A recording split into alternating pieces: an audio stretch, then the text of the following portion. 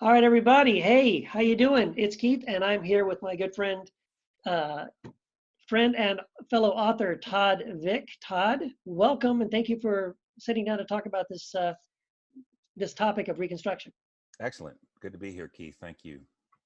And so, for those of you who don't know Todd, I'm going to ask Todd to kind of introduce himself to you a little bit. Todd, I do know Todd is an author. He, by the way, is a has a book he's working on right now that we're going to be talking about in just a second, a little more depth. But he's going to be a fellow choir author, so I'm excited about that. Yes, choir, man. we can talk about choir a little bit too. But anyway, just let people know a little bit about yourself, your background, where you at, and how'd you get into this whole writing thing, and you know. Wow. Started in, let's see, I was in the ministry for about almost 30 years, local church ministry as a pastor, Southern Baptist Church. Hmm. In 2016, I left all of that behind. And I had been toying with the idea of writing a book for quite some time. I really didn't feel like it was time to write it. But once I left the ministry, I started picking up with a Bible study that I had left off with about Romans 12:2 being transformed by the renewing of your mind. Hmm. So I started studying neuroscience and quantum physics and all these boring things that nerdy people like me study. Ooh, But that it sounds was cool. really fascinating to see how it all comes together. When we talk about renewing our mind, we literally scientifically can do that. And people who say we can't teach old dogs new tricks, that's baloney. You can teach old dogs new tricks. Uh, the science proves it. And so I wrote The Renewing of Your Mind, published it October 2019, self-published this first time out.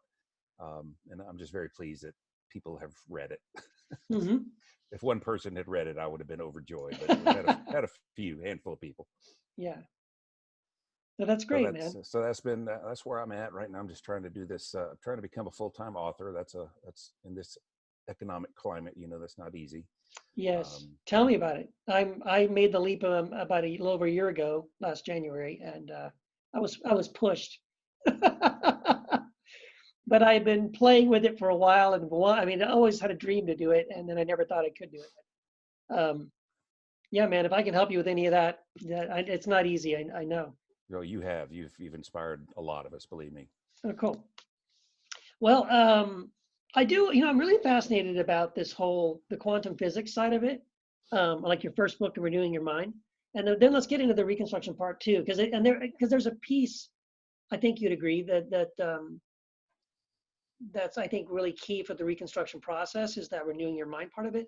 But I'm really curious about like the quantum physics side of it. Like, what did you discover on that side of things that got you excited about writing your book and sort of so there's a scriptural side of it, but then there's all sort of this sort of scientific and psychological side of it too. Oh yeah, and more of it is more of the quantum stuff is scriptural than people realize. We Hmm. just we interpret it poorly, and so we don't get the full meaning of it. Jesus uses the word prosuke, which is the Greek word for prayer, um, several times in the Gospels, and I think the Apostle Paul even used it once. But that particular prayer word means literally to stretch out with your feelings. Mm. It has nothing to do with posture. It has nothing to do with folding your hands, bowing your head, closing your eyes. It's about getting quiet in your soul, centering yourself, and then stretching out spiritually. And because of quantum physics, and there's just so much material out there, but um, the way the quantum physics works is that if something is in a particular energy field, it can be connected with something in a totally different energy field or another energy field. And so when we uh, stretch out in prayer like that, we are literally connecting with the divine through quantum mechanics. We are in this area, God's not far, and when we pray like that, we can really connect through prayer, and it really has nothing to do with language or posture or anything. It's just connecting with God Hmm. intimately and fearlessly, and that was just that was the real most beautiful part of the quantum stuff for me this go around. Yeah. But there's so much more. Yeah, it is fascinating, and I'm also really fascinated in that as well. I've not looked. You probably looked at it way more than I have, but what little I have kind of delved into the quantum science stuff, the quantum mechanics stuff. it's mind blowing. It really is fascinating, and there is definitely an interesting spiritual implications to these things, but not really not in any way. How do I want to say it? It more, I think what it is, it's validating things that I think Christian mystics have known for a long, long time, right? This Right. idea that we can connect with the divine, that we are connected. Actually, it's more. I think it's more of the realization of our connectedness, rather than, like you said, it's not about, well, I have to close my eyes and get in a certain posture and fast and say the magic words and say them in the right order and say them enough times and get enough people to pray with me, and then we can, and then somehow I can, knock on the door of heaven and God will do what I want. Like, it's not it like that at all. It really is closer to this really simple thing of just being still and knowing, realizing, recognizing God and His presence with Hmm. us, right? And Absolutely. that's something that's been really powerful in my own recently in my own spiritual life. Wendy and I have taken time to, I call it Jesus time. It's just really sitting in silence, and doing that, just kind of recognizing our connection to God and focusing on that. And it is interesting where this is, in some ways, it's new. I mean, it's new for me because, like you, I was raised Southern Baptist. Um, but it's not new in the history of Christianity. This has been around a long time, right? It's Oh yeah. just, Oh yeah. it's new to me. Yeah. And it's new. It's also new when you recognize that the science is validating some of these ideas. So I'm curious, in when you were looking at the quantum side of things, um, did you look at all, or were you inspired at all by? Because this is one thing that really blows my mind. Um, Sort of like the you're aware of like the double slit experiment with the photons. Hmm. Yeah. Okay, and how what they realize is that if we observe it, it behaves one way, but if we don't observe it, it behaves a different way. Right. And that essentially, one of the experiments that I saw, um, it was completely randomized whether we were observing or not observing, and it was measuring the photon at multiple places, and essentially, so like there'd be a sensor here, then it would pass through the hole, then Hmm. there'd be something that would observe it, record it on the other side. But that was randomized whether it was going to turn on or not. Right. And so over here, it's behaving one way, and then it goes through the slit, then it gets observed or not observed. But it's as if it knew over here that it was going to get observed over there. So it behaved the way it would if it was being observed. But it's almost as if it knew the future in advance, right? Right. Right. Like that kind of stuff is just like, you got to be kidding me. Like this is just getting really crazy. But what's reinforcing over and over again is that we our observation, our uh, how do I want to say it, our participation in reality Hmm. changes things. It actually does change the outcome, right? Right. Absolutely. So I mean, I've already talked too much about that. What do you have any thoughts about that, or anything about that you find fascinating, or any implications? Yeah. Like you said, it's just mind blowing. But what really excites me is that scientists, quantum physicists, in particular, are starting to realize that Sir Isaac Newton had it wrong when he said we have to, if we want to study the world, we have to break it apart and look at each piece individually. Quantum says, no, you have to look at the whole thing as one altogether and take it as you see it. Mm-hmm. And quantum scientists are now beginning to figure out, hey, there just might be God or something holding this universe all together, and that's what excites me a lot about quantum. Um, but I mean, it's really deep stuff. You're really running in the deep waters when you get into that, but it's fascinating. Yeah. And when you think about it in terms of basic things, as pertains to faith, like prayer, worship, just connecting with the divine, vibrating at a higher energy level. There's so much that goes on in the physical realm that we have really paid attention to because it's not mentioned in the Bible, or it's Mm-hmm. not spelled out in the Bible that way. And so we've missed for centuries, I believe. Like you use the word mystic, and people cringe when you hear that word, but I think they're onto something, really, because there's just so much more to God than what we have made him. And if that's not true, if we can't connect with God, then what's the point of all this? What are we doing here? Hmm. And so it's so vital, I think, that we just get to know our universe. There are laws that are created to work for us and not against us. If you jump off of a building, you will always go down. You will never go up. And that's just something that we have. We can count on that. Yeah. And there's just all kinds of laws, sowing and reaping, cause and effect. So many different things that are in place for our benefit, Hmm. that we just don't pay attention to, because it's not, it's not in the book. It's, Right. it's not in the song say anything about quantum. So, and I was that way for such a long time, and I know you were too. You're laughing at me, but Yes, I'm not laughing at you. I'm laughing at the recognition that, yep, I know what you're talking about. I think most people that are in they start off their story with, "I was a Southern Baptist." Yeah. Just kidding, but maybe they do. I don't know. I sure No, didn't. honestly, man, I mean, um, that's almost a common denominator. Like so many people that I talk to, who have gone through some of the worst kinds of deconstruction, the most painful. The story begins, I was a Southern Baptist, or even worse, I was a Southern Baptist pastor, Mm-hmm. right? And then I'm like, oh man, just give you a hug. I Yeah, know what you're feeling. a medal or something. Right. Well, and then you touched on something that I think really is really very true. That if our theology is primarily about just this book that was put together almost 2,000 years ago and written by a bunch of people that lived a long time ago, and and it's just basically studying these characters and studying the theology and the doctrines. Like if that's really all it is, that's pretty sad. And I don't think it is. I mean, I think this is the shift for me, was recognizing, like, I mean, because if it's only that level, like it's really no different than sort of like someone who's a Lincoln scholar. You know, Mm-hmm.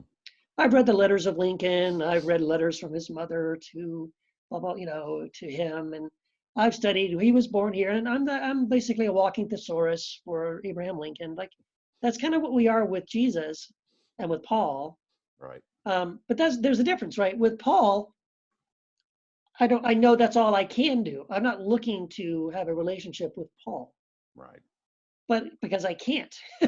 He's just a guy and he's dead, Right. right? And buried. Right, exactly. Now, but Jesus is different, right? Jesus is someone that, according to him, if he's to be believed, I can hear his voice. I can abide in him, and he can abide in me. Exactly. And there's all these promises and all these things about this reality of Christ that's very, very different. In which case, if that is really true, then it's not just about studying the life of some guy who's dead. Right? If we're going to really say we believe in the resurrection, then Jesus is alive, and I can know him. So then there's an experiential piece that quite often gets ignored, right? This is why I think the mystics are so helpful, Mm-hmm. because the mystics were very focused on the experience of Christ, right? Right. Whereas the theologians, unfortunately, are mostly interested in studying just the text, right? And Right. there's no life All in that. those all those big theological words. Yeah, Um, John Calvin and all this other stuff. Yeah, I was there. I did all that. yeah, And it just, I mean, it didn't make me feel any closer to God. It just made me feel maybe smarter. I don't know. Looking back, I really wish I hadn't wasted so much time on stuff like that. But yeah. if you think of God, the divine in the quantum realm, and then you see Jesus, the man, a man, who the Bible says is a picture of what God is like, Hmm. and that just makes it even more fascinating. So Jesus is like all of this quantum, all of this word, all of this energy, in the form of one man to show us this is what God is like, and that fascinates me, Hmm. more now than ever before. Hmm. Uh, and I just, I don't want to just know facts about Jesus. I want to know him in a Yes. very personal, intimate way. That's my word for 2020 is intimacy. Hmm. Seeking that with God. I'm seeking that with people. Trying to get out more and meet people and get to know them better. And it's just my goal for the year. But I think it's so important that we take away the facades that we put up when we go to church. We know everybody's name. How you doing? How's your business? How's your family? All right, we'll see you Wednesday or see you next Sunday. But there's no intimacy. There's no, I'm not getting into your problems and you're not getting into my problems. We're pretending that there are no problems. Yeah. And then we're just making things worse on ourselves. And then we end up leaving the church and we don't even know why we were there to begin with. And Right. there's just so much more to it Yeah. than that. So much more to it than that. Yeah, absolutely. So I definitely want us to get onto this reconstruction conversation. And I think a little bit of what you just said kind of takes us there, at least in my mind, takes us there a little bit. But I just want to say if there's anything going back to the quantum side of things in your first book, Renewing Your Mind, or Renewing Our Minds, were there any things for you personally, like in terms of worship or prayer or your connection with God or your experience with God, that were, sort of radically changed or transformed the more you kind of moved in this direction? Definitely, prayer has taken on a whole new personality with me. Um, it used to be about, making time for prayer. And now it's just like constant prayer, constantly reaching out to God, constantly listening, seeking, what he's trying to show me and everything. And it's really made it a lot more meaningful than just sitting down at dinner and, blessing the food, which I guess is nice, but there just is so much deeper than that. And then even worship. We've made worship such an event, when it really is such a personal, beautiful thing, between me and between the Creator of all things, and we are connected within that quantum field. And so there's that connection through worship. There's that connection through prayer. When we fellowship with other believers and with people in general, there's that intimacy, which is another spark of the divine, I believe.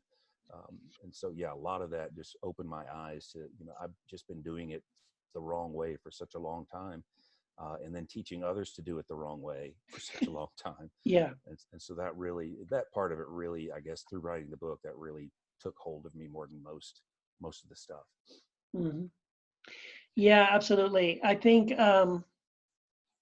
that's the part of the for me on the reconstruction side of things that I encourage people to try to forgive themselves, because if they were in ministry as you and I were, and I know many others were, you kind of have to not beat yourself up over the fact that I can't believe I was so dumb, I fell for that, or I was blind, I didn't see that, or I or whatever. But I think every Christian can feel that way. But then for someone in ministry, there's this additional piece of like, not only did I fall for that and believe that, I stood up and told other people. I just regurgitated this nonsense and I didn't check it out. I didn't, they told me this is what it says. And so I just Right. said, well, it must be in there. So I just kept repeating it.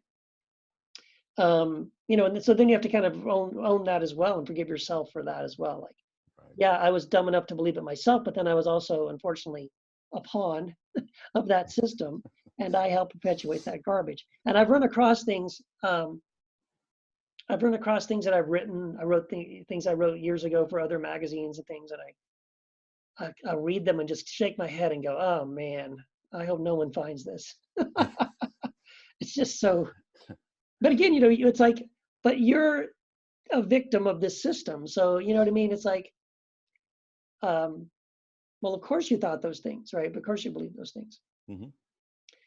So, yeah, so it can be tough. So I want to know, before we get into the Reconstruction conversation, so, you were a Southern Baptist minister and you started kind of questioning some of these things and going through some of your own deconstruction. Like, what were the major things for you that you deconstructed that kind of were the domino, the first, second kind of thing that pushed you down that road?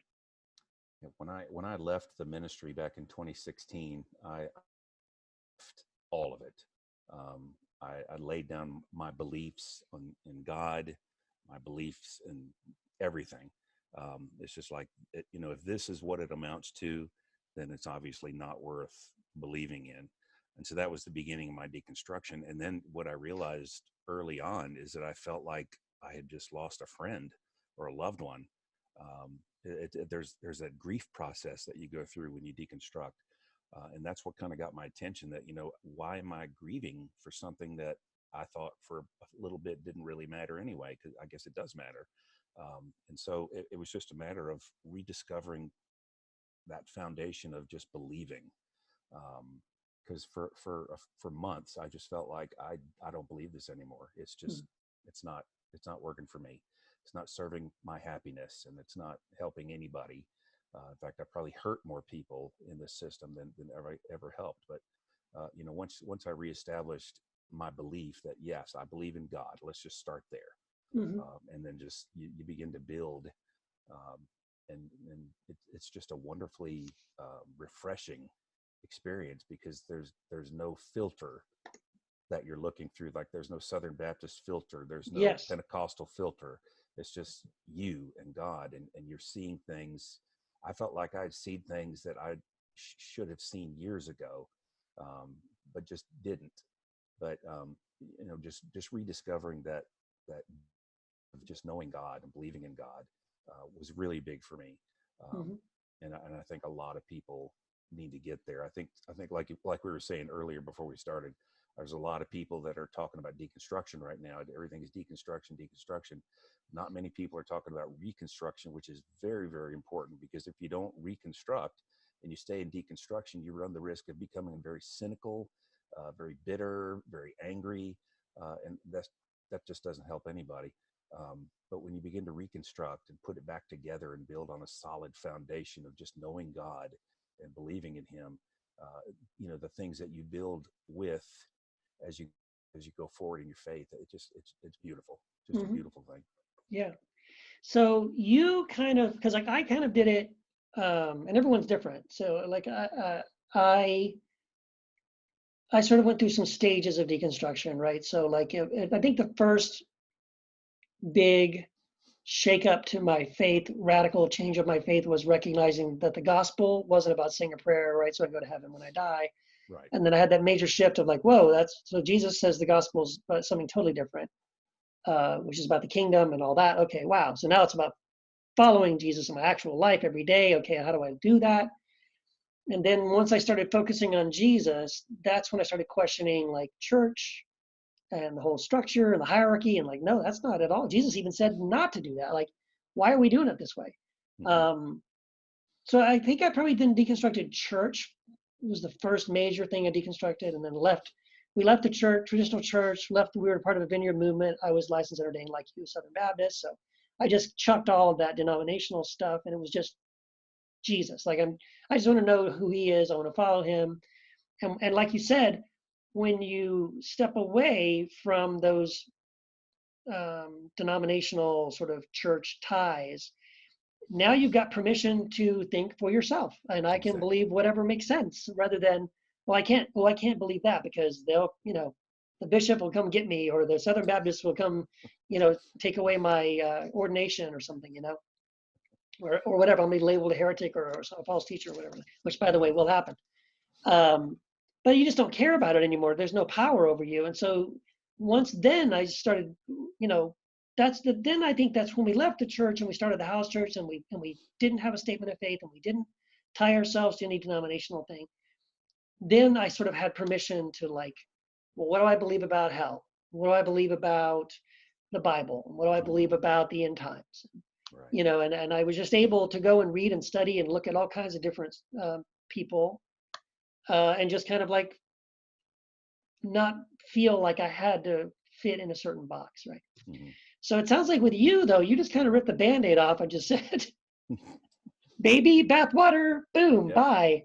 Right. And so, how long did you go through that season of just basically saying, "I'm done with the entire thing"? It was um, it was at least 18 months, maybe longer. Mm-hmm. Um, but I began to do, like you said, I began to research things that I had questions about. Just began to, use Google and read books and listen to webinars and all this other wonderful stuff that's out there. Mm-hmm. And I started getting interested in the Hindu religion. Um, I don't remember all the reasons, but it was just fascinating to me. And I made friends with a Swami in Wow. India, and just learned a lot of things about my own divinity through them. Hmm. Because Christianity teaches us that we're sinners, we're reprobates, we're Yes. scum, basically. But Hindu says you are divine.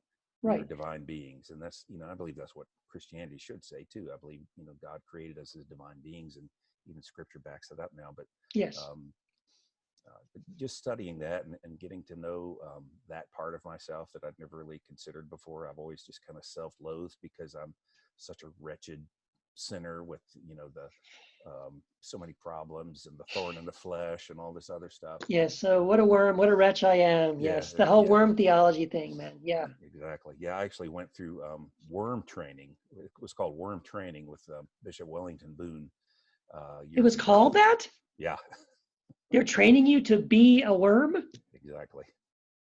Oh, you got to be kidding me. I never even heard of that. And boy, did I feel bad about myself when that was over. Yeah. That Was was a that long time something ago. that was something you were forced to do by your church or something? Like what? No, Or I you actually willingly did that? I willingly did that. I respected Bishop Boone and his a lot of his teachings, and this one just kind of rubbed me the wrong way. But it was really eye-opening to see, how men would just despise themselves to the point of even some of them were just physically beating themselves and hating themselves, and like this can't be what what Jesus said when he said, "I am a worm and not a man." Um, yeah, Wow. it was quite an experience, very eye opening. And I was in the Wow. Pentecostal charismatic movement for a little while, and I found just as much legalism there as in the Yeah. Southern Baptist Church. Yeah. So I have been searching, I guess, my whole life for better answers to to the the, the questions that I had, and always kind of had to keep the questions to myself because they'll worry about you. Well, we're going to pray for you, and Yeah. pray that God gets your mind right, before you get wrong. Um, Right. Or pray that we can find another pastor to replace you right. before we have to kick you out. Yeah. Yeah, we can get another one just like you. Well, so in that process, you kind of already alluded to that. You came to a place where you felt like you needed to find some basically a basic foundational belief that you could sort of call your foundation, call your bedrock, and say, I don't know anything else. I'm not sure about anything else. I don't know if I believe anything else, but what's the one thing I can start with that I could say, okay, this I think I believe. And what was that for you? The Holy Trinity.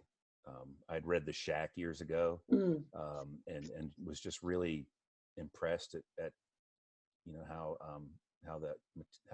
Paul Young treated that whole book, just conversations he'd had with God over the years, and how he put it into a novel, and even in I think it's been a while since I've read it, but even in the story, people are questioning, is it really okay to believe this? And I thought God was a man, and just so many things like that. And it's like, wow, that's deep. And I mentioned that to some of my friends, how much I enjoyed it. And of course I got the, be careful with that stuff. It's gonna, yeah. can mess you up, cause you There's to only a sin. handful of things you need to really be careful of, buddy. Rob Bell, The Shack, and Jesus Calling. Just get away from those things, right? Those are Right. the most dangerous things. And now Keith Giles. Well, now I'm just a long list of things, right? Yeah. Did I ever What? did I ever tell you what happened with an old friend of mine a while back? No. Just out of the clear blue, sends me a message on Facebook. This is a guy I haven't talked to in 30 years. And he's doing evangelism work now with some group. And he says, Todd, I'm really worried about you listening to that guy, Keith Giles, because I think he's a heretic. And I think he's leading people astray. And I'm like, why would you think that? I mean, basically the conversation went, so it's okay for you to have an authoritative interpretation of God's word, but Keith is not able to do that. And he said, yes, that's exactly right. And I blocked him after that. But it was Wow. like, wow. Wow. So congratulations. Well, thank you. Yeah, I hear stories like this a lot. I'm always surprised because honestly, I feel like I'm not on anybody's radar really. So when I hear those things, it's always shocking to me. I got a little bit of that when I was like, maybe was it 2, 3 years ago? I was doing this event with Josh Lawson in like the Cincinnati area, and we were posting it on Facebook. And then some local pastor in Cincinnati jumped on the thread. Like I'm on there too. We're all on there, and he jumps Hmm. on. Keith Giles is a Paul's teacher, and he teaches blah blah blah blah blah. And I'm like, but luckily everybody was like, yeah, don't worry about that guy. And then I just talked to another guy. Doggone it, what's his name? I got it right here. John Kirkwood. I don't know if you know John Kirkwood. I've heard the name. He's a cool guy. He's on Facebook too. Um, he was telling me that he was in some group, or I think it was maybe a podcast or something, and he either my name came up and he defended me, or he said something, and then they said, "Oh, that sounds like Keith Giles," and he goes, "Yeah, it is," and then that was it. They was like, he was off. You're out of here. So I mean, I apologize because I think, I don't want to get anyone in trouble. I hate to be the cause of any kind of controversy and strife like that. That's kind of sucks. But yeah, unfortunately. But here's the thing about that, right? When I see that kind of reaction and stuff, as we're talking about deconstruction, like that way of thinking, that way of being closed-minded and labeling people heretics and all of that, like that's, I gotta believe when I see the numbers, when I see the statistics, all the nuns and the duns and the exodus of people leaving traditional Christianity, Hmm. those guys, they better realize like um, they're dinosaurs. Like that's they if nothing else should change their posture a little bit to be a little more open to questions and doubts and stuff. Because it's not going to help you to just label somebody heretic, false teacher and think you've done the work, because the internet still exists. People, just like you said, right? This is the power of the internet is really what's driving, I think, so much of deconstruction.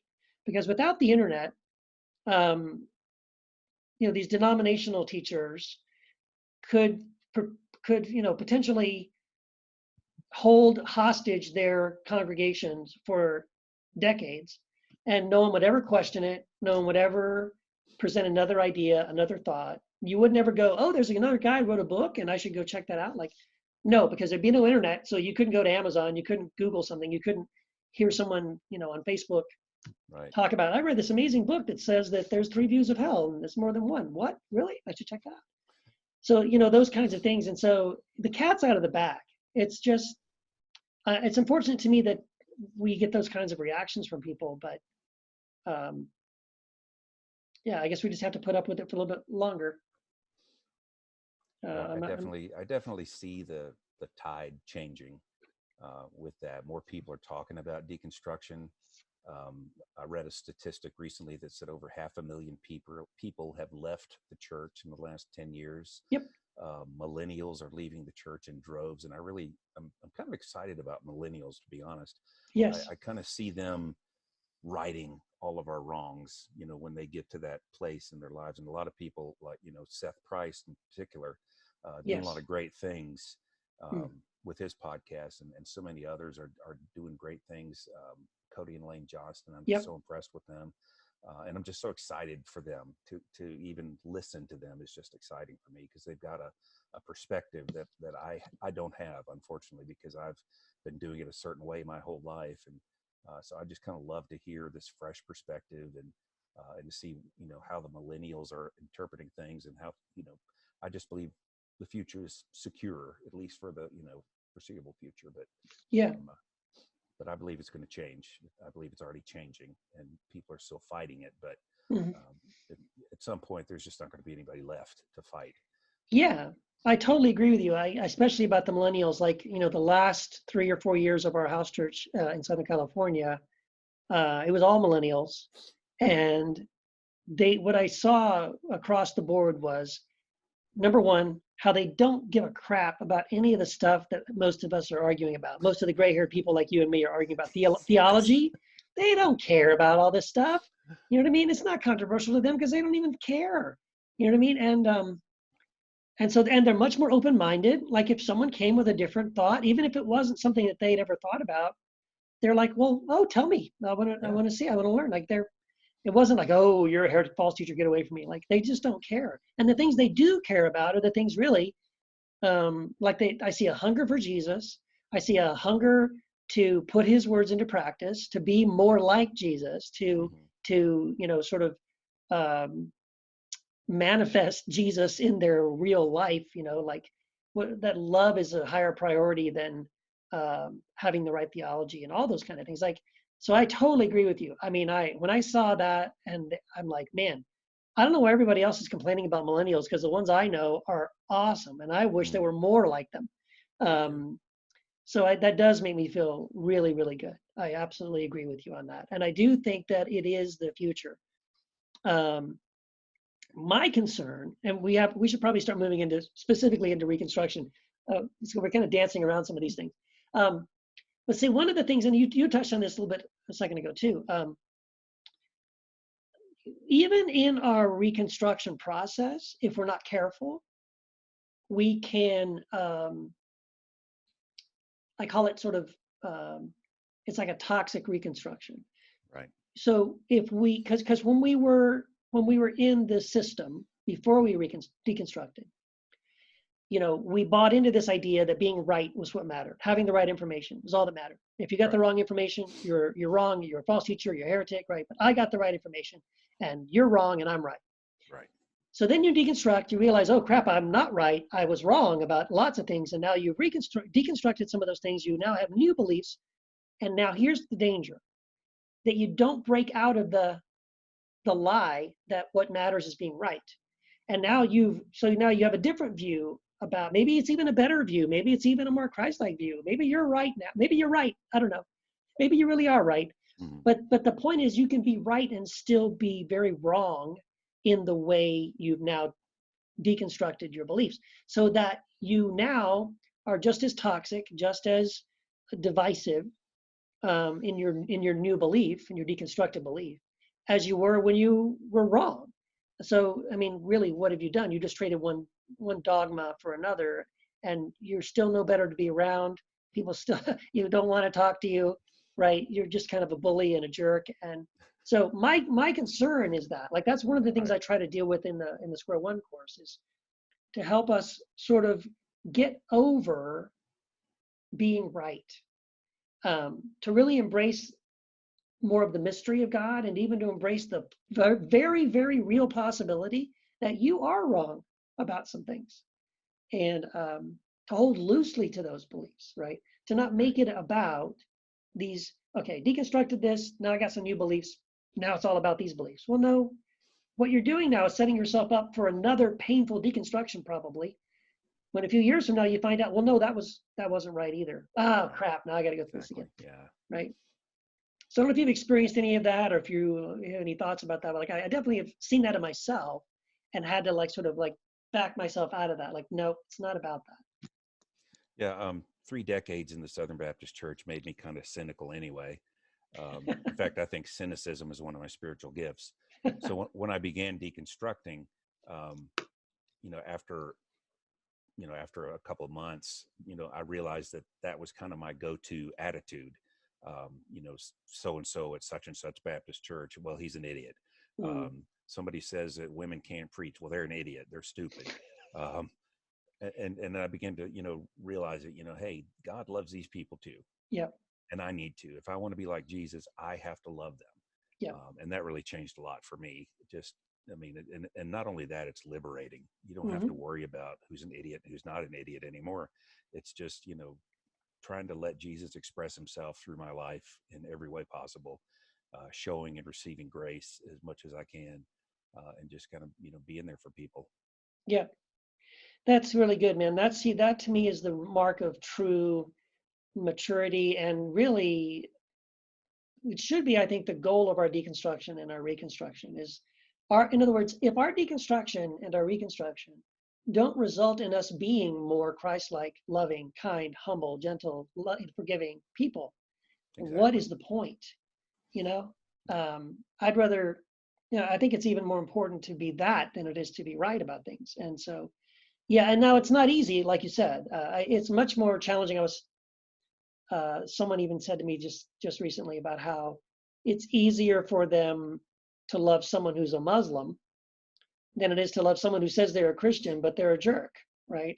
Right. Or you know what I mean. So and I agree. I totally know where they're coming from. Like that's exactly where I'm at too. You know, it's very challenging for me to love someone like you said who post things online about how women should never be preachers or whatever, or you know they post something about Muslims or they post something about LGBTQ or Right. something like that, where we are creating this us and them uh, division in the name of Jesus. Like that really upsets me.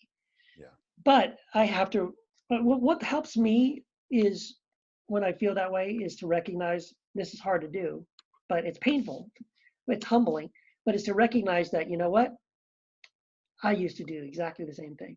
Yeah. I used to believe what those guys believe. Like and now I think about that and I think, oh, that's horrible.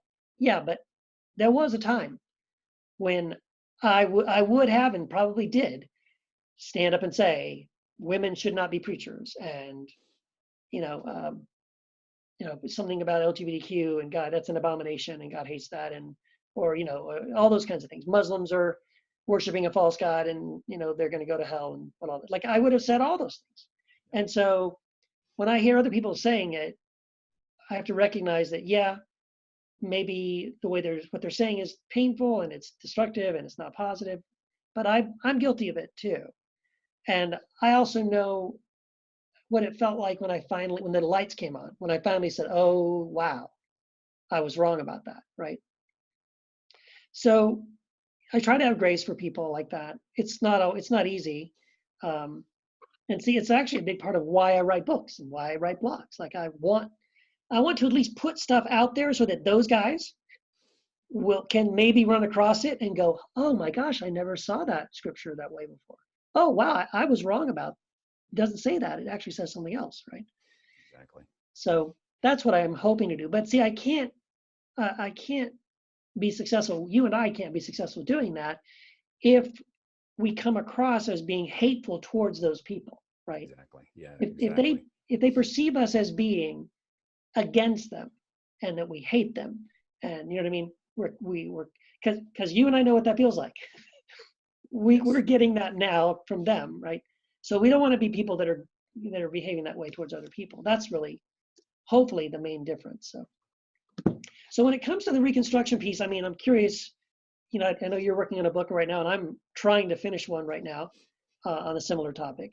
Um, so I'm curious, like for you, what would you say are the most important elements of sort of this reconstruction process? If someone's like, I've gone through deconstruction, uh, I recognize that I need to move into this reconstruction process. Like, how do I do this, and what needs to change, or what do I need to do to move in this direction?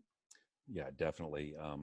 Right away, I realized that grace had to be built into everything that I do and say. Otherwise, it's not worth anything. Mhm. And just kind of rediscovering how deep and how wide grace actually is. I got in real trouble one time at a church. I was speaking and I said something to the effect of where I was talking about forgiveness, um, God's type of forgiveness. Yes. Uh, I said, if I want to be like this, then I have to forgive Osama bin Laden. Yep. And so many people got up and walked out. I mean, I understand why they did, but I mean, people just aren't ready to hear that kind of stuff. Um, at least they weren't. But and maybe even myself at some point I wasn't ready to hear that either. But when you realize what you've been forgiven from, how much you've been forgiven, um, the Bible says Jesus uses 10,000 talents in that parable. Um, one talent is equal to 6,000 denarii, uh, and one denarius was the common wage for a day labor, back in those days. So if you think of 10,000 talents, that's like 60 million days of debt that this fellow owed the king. And if you break that down, if I live to be 80 years old, I'll have lived 29,200 days. We're Mm. talking about 60 million days. It would take 37 lifetimes to do that. And there's just no way. It's not possible. And the king said, you know what? I release you. I forgive you from the debt. And that's it. That's all there is to it. And I mean, when I discovered that, it was like, holy mackerel. And here I've held grudges against people for various things through the years. And maybe they deserved it, maybe they didn't. But it's like, once you realize how much you've been forgiven, it's really difficult to go out and not show forgiveness. Like the guy in the story who, a friend owed him like the equivalent of $16. He choked him and put him in prison. We see how silly that is, because now we understand all that we've been forgiven for. And when Jesus died on that cross, man, he said, it is finished. That's the final word on the matter. There's nothing else to finish. It's finished. Mm-hmm. And so once you discover grace and forgiveness, and just realize that loving everybody needs to be priority one. Loving God, loving others, the greatest commandment. My friend Rick used to preach this all the time. I think he was years ahead of me in wisdom, but love God, love others. It's so simple and yet so profound. And the more we do each, I think our lives just become more meaningful. We just kind of have this inner glow, this joy, this inner peace. Things don't bother me that used to bother me anymore. And by no means have I arrived. There are still things that bother me that I have to check myself every day. But it's just that process of rediscovering. The Bible says God is love. What exactly does that mean? And I think Brad Jerzak said, I watched one of his videos. I love watching him on YouTube. Me too. Listening to his stuff. But he said, God is love, but nothing. And Yes. he said that very forcefully too. God is love, but nothing. Yep. And I was like, yes, sir. That is exactly it. There's no but. There's no maybe or if. It's God is love, period. Mm-hmm. And if God is love, period, then Todd has to be that too. I have to be love. I have to show love, and I have to just discover that in Christ and share that with the world. Mm-hmm. And when you say things to people like God would even forgive Charles Manson, or did forgive. There's not even a Right. maybe about it. God forgives Charles Manson. Oh no, there's no way. No, sir. Like, well, I think you need to talk to your God. Because that book that you claim to love so much says that forgiveness even extends to those type murderers and everybody. And that's hard to swallow. I admit that's a hard pill to swallow, especially my father was killed by a drunk driver. So but there's forgiveness for the drunk driver too. And it's just when you start to process that stuff, it just takes a whole new life of its own in your thoughts, in your mind.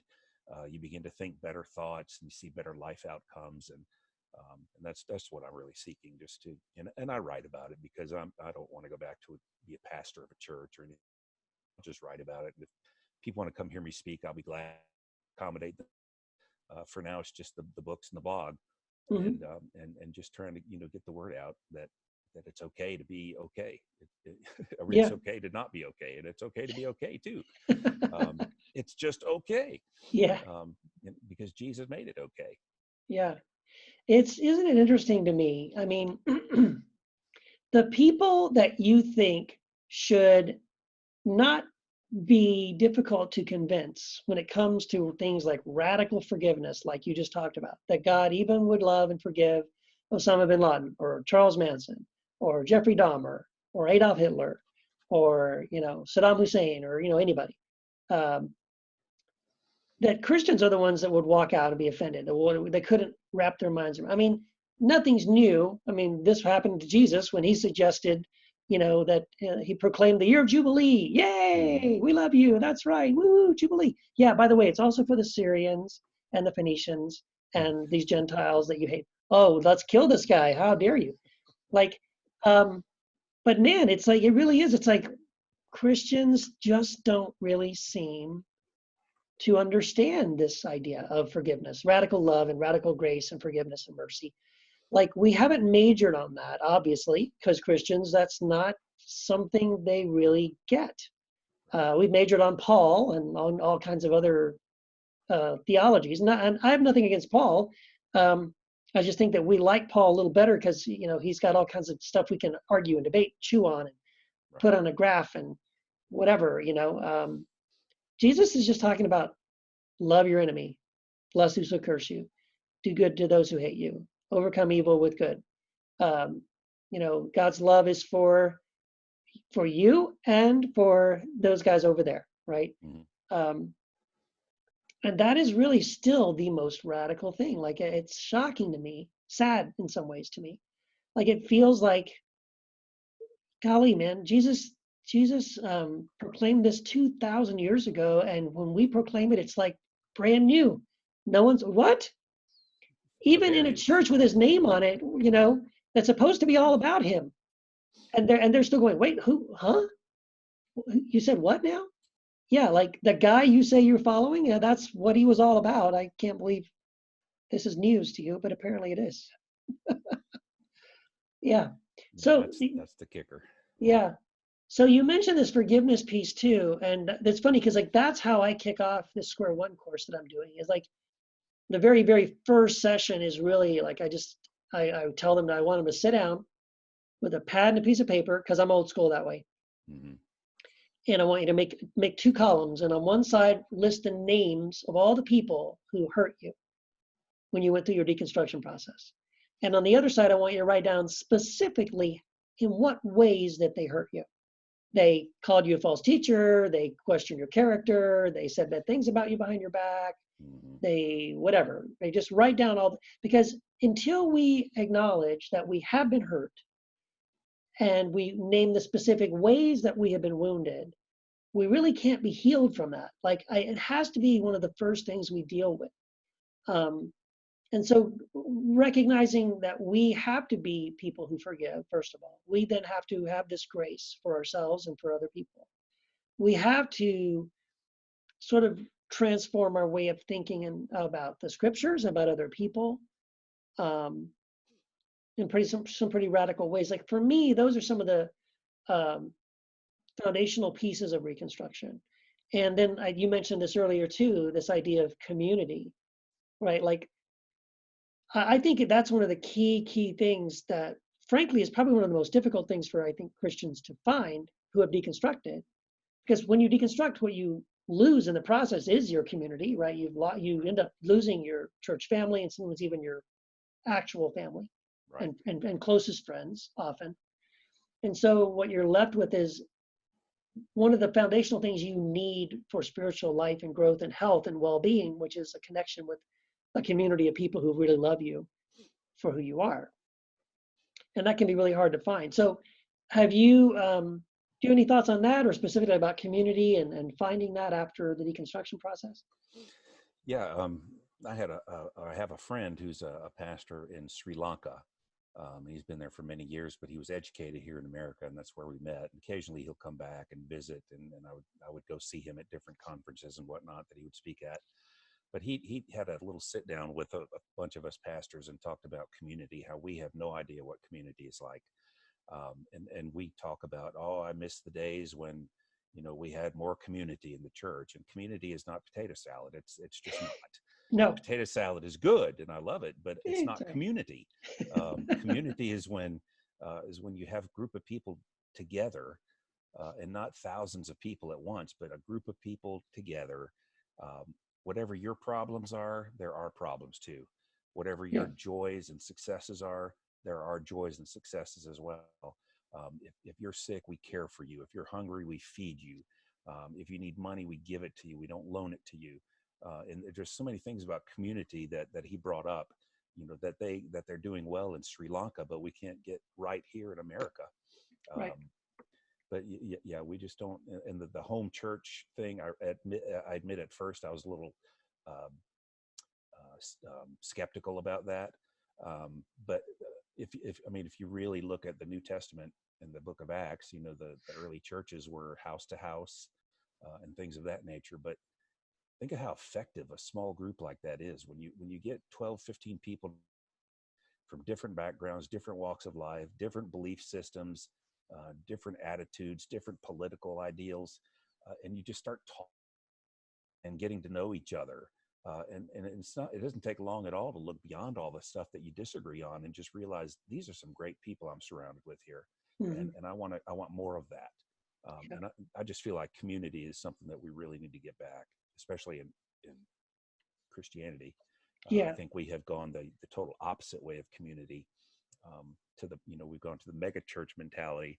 And believe me, when I started out as a pastor, that's what I was looking for, buddy. I wanted a mega church with a mega salary, write mega books, and you know, I had that whole mindset, and it didn't take long for that to be taken away. But um, now I don't want it. I mean, No.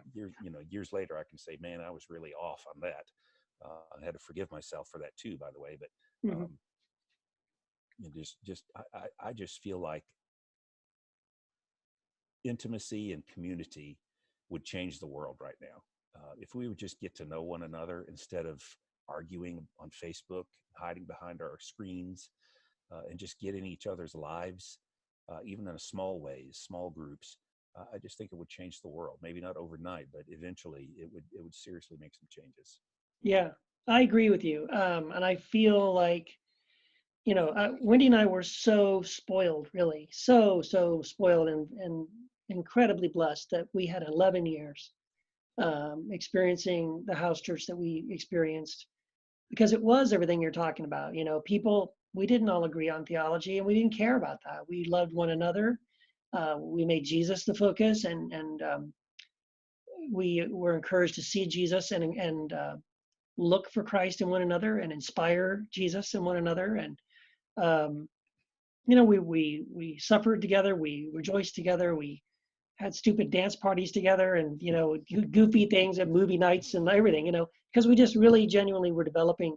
I mean, I say this like I was aware of the concept that there was this thing in the book of Acts called koinonia, Mm-hmm.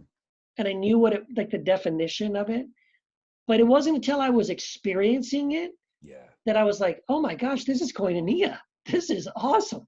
Like it was just, I'd never ever experienced that before, which was this beautiful, it's this simultaneous connection with God and with the people in your church family, but it's happening at the same time. It's like this unbelievable, like I'm experiencing God and people and this loving connection at the same time. And like you said, it isn't potato salad on Wednesday night. It's not a business meeting or prayer meeting or any of those things. It's like nothing I'd ever experienced. So I absolutely agree with you, but I also then have recognized that it's not easy to do. Like I'm spoiled in that it relatively was easy for us to get something like that going and to keep it going for 11 years. But now that we've moved and now we live in El Paso, Texas now. Um, we're recognizing what I know a lot of people are experiencing, that, wow, it is hard to find a group of people even willing to get together and pursue community like Exactly. we're talking about. Like people don't even seem to want it. They don't even feel like they are missing it or they need it. Right. I don't need Um, your problems. I've got enough of my own, yeah, et cetera, et cetera. yeah. So I recognize how challenging it can be, and so we're looking to start something like that again here in El Paso, but uh, it's been slow going. I mean, I say slow going. We've only been here since October, but it feels, I guess, I'm just like, come on, let's go. Let's get this thing going, man. But it's, I don't know. And I don't know if it will. I mean, maybe that's not what we'll end up doing. I don't know. Uh, and hopefully we can find that connection community other places if we can't find at least a couple of people here locally. But I do encourage people that if you can't find that face-to-face community, I think that's the best. If you can find human beings in your zip code you can get together with on a regular basis and share a meal and have that connection, that koinonia that we're talking about, that's the best. If you can't find that, maybe it is online like this. It's finding one or two people online. You have a little group chat once in a while, Oh yeah. share some stories, and you know, be there for each other. Um, but in whatever ways you can find that connection, I think it's so critical to find it. It's something that I've asked people to pursue. That's a big deal. So, any other thoughts here on reconstruction and like what do you hope, I guess, in your book when you finish it? when you get your book done on Reconstruction, like what's your focus on the book, and what is it you hope people um, will come away with, when they read your book? The book kind of starts out with the notion that if something is not broken, it can't be fixed. Which when I read it again, it sounded kind of crazy, but I knew what I was talking about. But in order like a Kentucky Derby horse, in order for them to be successful in racing, they have to first be broken. I think that was from Star Trek also, but Hmm. so there's this. It starts with the idea that what we call church, what we call Christianity, is seriously broken, and the sooner that we accept that and just say, okay, we tried it this way for a long time, it is all but completely failed. So now we're gonna have to try a different way. And so that's kind of where Reconstruction began for me. It's like I've been doing it this way my whole life, and now that just does not appeal to me anymore. It doesn't work for me anymore. Not that it ever really did, honestly, but now it's like there's this quest to just find the good things, the love of God, the joy, the peace, the gentleness, the self-control, the patience, and all those fruits of the Spirit, to find them in greater measure. And so that, we kind of start out talking that way, that, yeah, it's broken and it needs to be fixed, but how do we fix it? And then I just sort of give, a couple of different chapters on perception versus reality, and what our perception of things are, and what if our perception is wrong, or what if it's flawed. For example, for the longest time, people believed the earth was flat. And we can scoff at that now, but back then it looked flat. And honestly, if I walk outside right now and I look to the right and I look to the left, it's all flat. I don't see any round out there. So they believed the world was flat. However, once uh, two scientists discovered the fact that the earth was not flat, that it was actually round, Hmm. um, then that kind of changed everybody's perception, because they got new and better information. And so now the reality was earth is round, it's not flat like we first thought. And so I think, as our understanding of God and the Bible and grace and Jesus and hell and eternal punishment and all these different things, as we begin to realize that our perception of these things is way flawed, and that's why it's become so ineffective. um, Evangelism was my impetus for living when I was a pastor. That was my heart. I wanted to be the next Billy Graham when I started out. I just wanted to, reach people for Christ, share the gospel. Um, but now I realize how much of a sales pitch that was. Hmm. Um, Let me present you a problem that you have, and then I've got the solution to the And I've got problem, the solution. and we can just fix it right here and now. What do you say? That's right. Um, Close the sale. Yep, close the deal. And I read a book, an amazing book by Dr. Andrew Newberg.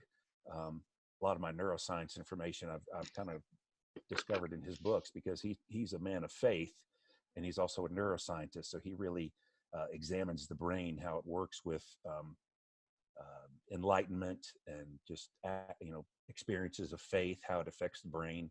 And basically, everybody that came to him for, he did like 100 people, measured their minds as it pertained to enlightenment.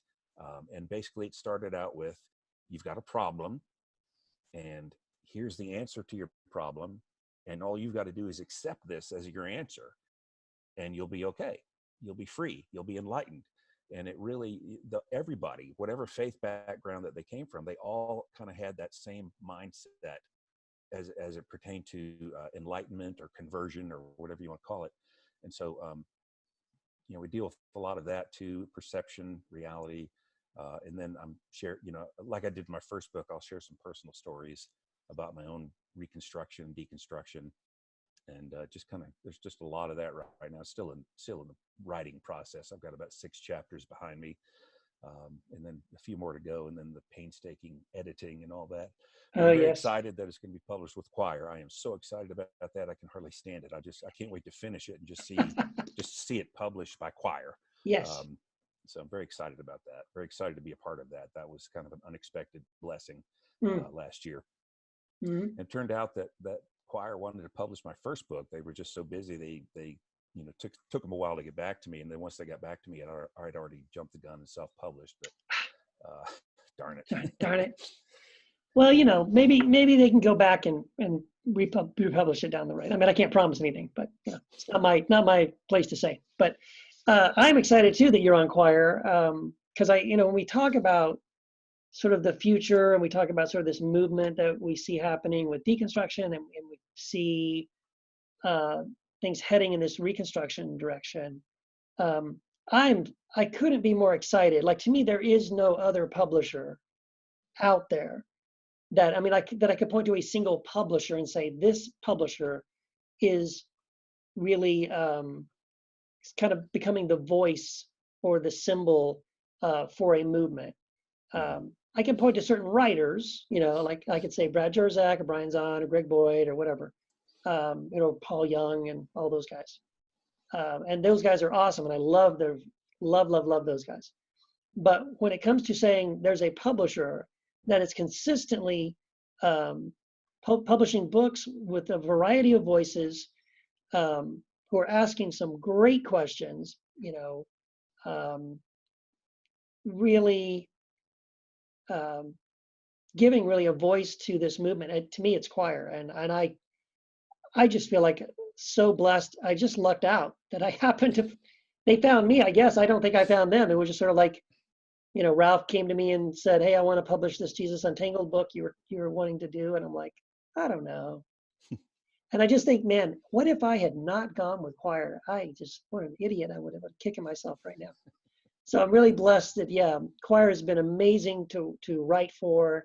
I'm so excited when I see the kind of people like you and Jason Elam and Matthew Reeves Corman and Meg Calvin. Michelle Collins has a book coming out from them. Mark Karras has another one coming out on Reconstruction. Carl Forehand. I mean, the golly, when you just look at Brandon Andrus, oh my gosh. These are some great people, some smart, cool, awesome, thoughtful, insightful people that I'm happy just to know them. But the fact that we're all in the same publishing, like, wow, that's really awesome. So Yeah. I'm really blessed, Todd, that you've joined the choir family. I'm excited for your book coming out. And hey, once it comes out, let's do this again. I'd love to talk to you again. Definitely. We'll probably have you on the Heretic Happy Hour at some point. Sure. Yeah. Oh, that's fun. Well, thank you for taking the time to talk about this topic. I hope you have a good evening, and tomorrow I'll get back to writing again. Yes, sir. Thank you, Keith. It was really nice to have this conversation with you. You're a very busy man, but it was nice to have these moments to talk and pick your brain a little bit. So thank you. Oh, absolutely, Todd. Love you, man. You too. Take care. All right, bye-bye.